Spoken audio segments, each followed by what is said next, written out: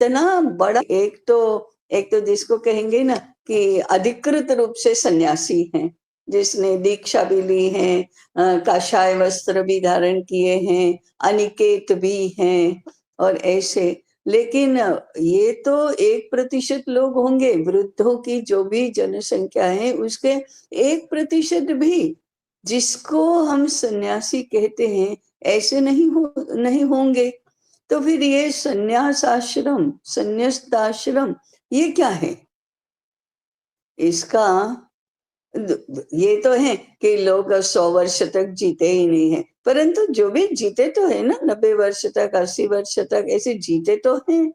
तो ये संन्यास्त आश्रम के जीवन की अवस्थाओं का विचार किया तो इम्प्लीकेशन क्या है? ये बहुत बड़ा अध्ययन का क्षेत्र तो है। ऐसे हम धीरे धीरे उपविषय के बारे में विचार करते जाएंगे तो नए नए मुद्दे इसमें आते जाएंगे, तो उस आधार पर फिर हमारा लेखन हो सकता है और विचारों की, विषय की स्पष्टता होती जाती है।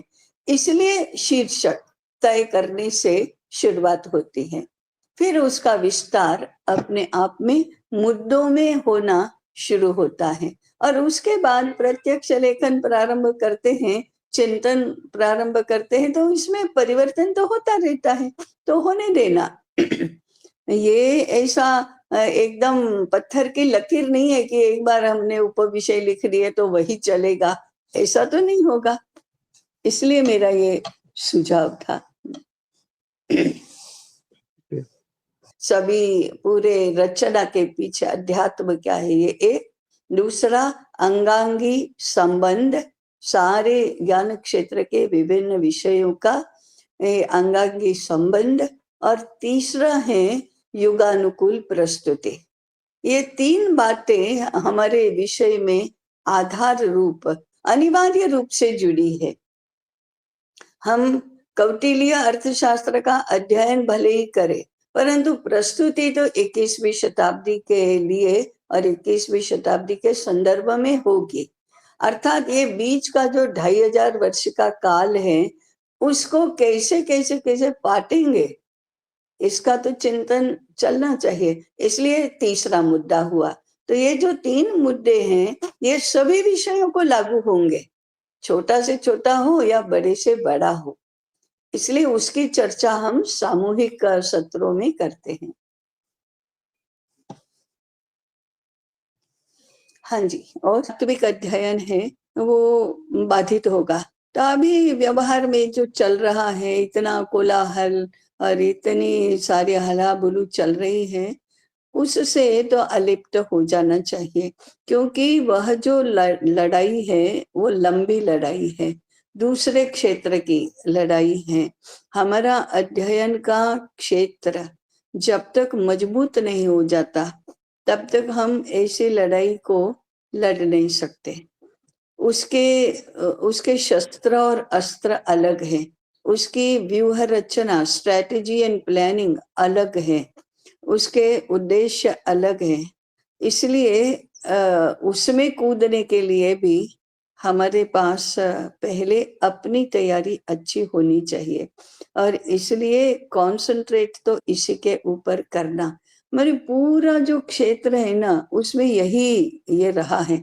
देखो, भारतीय शिक्षा की बात करने वाले 15-15, 20-20, 25-25 वर्ष तो पश्चिम की शिक्षा का अध्ययन कर लेते हैं, उसमें सेटल हो जाते हैं, उससे उनका अर्थार्जन शुरू होता है, उससे उनकी पदवी, पदोन्नति, ये सब हो जाता है।